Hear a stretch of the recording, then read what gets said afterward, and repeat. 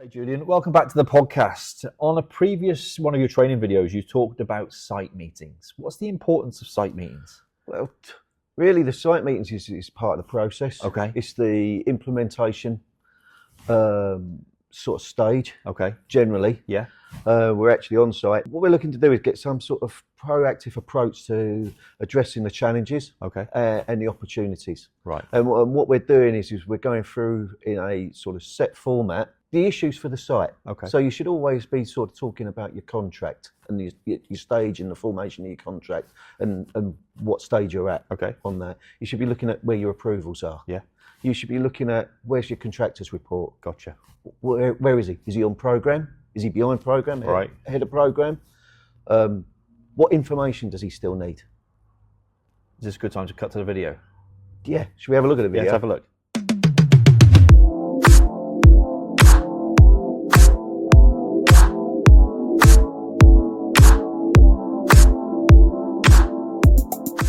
They increase communication and they assess workmanship. They're normally chaired by the project manager. Now, a site meeting is a kind of flash update on all aspects of the project progress. A summary of the issues, getting the parties all together, all in the same place at the same time to discuss and resolve issues, i.e. resolving solutions. Now, minuting or recording meetings is important. The notes from this form a structural framework for following future meetings and identify action points. The last meeting notes are an agenda format for the next meeting, and then matters can be picked up continually. Nothing gets forgotten until such time as they're cleared and dealt with. Having minutes which have been agreed by all parties also provides a contractual record, so that in the event of a dispute, there is a bit more information about what went on. Normally, it should be possible to agree a programme of meetings at the commencement of a building contract, and typically formal meetings will cover such matters as progress to date and expected completion, the contractors reporting any delays or problems with the works to the contract administrator and to seek any further instructions they require. It will cover health and safety, contract instructions including changes requested by the employer. It should cover information required and the timing for that information to be provided. It would discuss sequencing of works, input by other interested parties. It would discuss queries relating to the drawings and specification, and it'll be a matter of progress and procedures in connection with extensions of time, claims for loss and expense, instructions and evaluation, payments and day works in some instances. The meeting will also discuss the quality of works being undertaken to date, a review of any nominated subcontractors and their suppliers, and the effectiveness of communication between the parties during the project. If you actually examine what you're doing in these meetings, it comes down to problem solving. There are countless issues that arise during any construction process, and so discussing these options and coming up with potential solutions is time well spent. It can be helpful to have an initial meeting soon after an order is placed.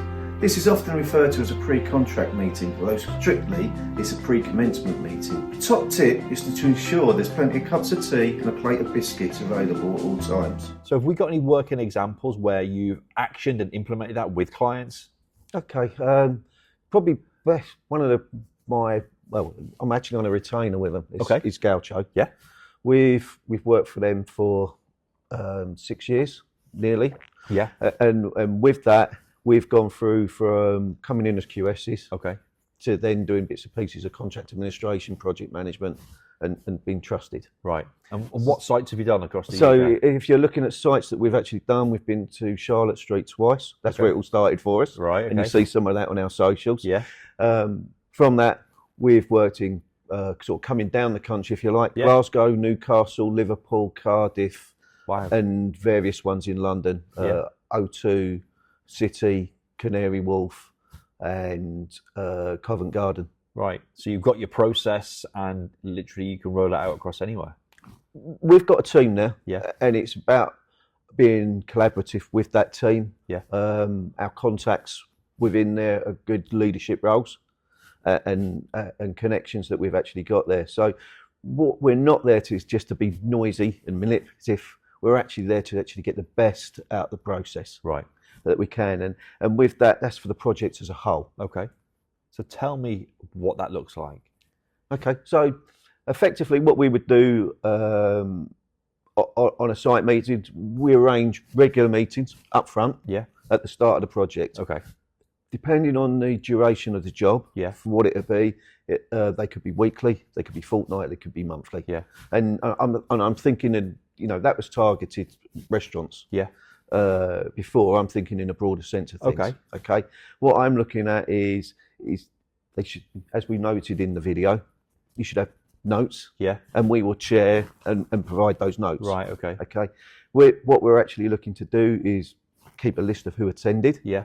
Whose apologies. Right. We're looking to actually review the contract and the contract stage. Yeah. Of where we are. Are we in contract? How that contract's formed. Okay. Specific dates and details of that contract. Right. So I'm thinking like valuation date, start date, finish date. Okay. All of those bits that are there. Okay. I'm looking for the approvals. So I'm as a sort of next stage, as the landlord approve what we're doing. Have we got planning? Right. What's our status of building regs? Have we discharged all the conditions on planning? And this comes in much more when we're looking at a bigger job than possibly a restaurant.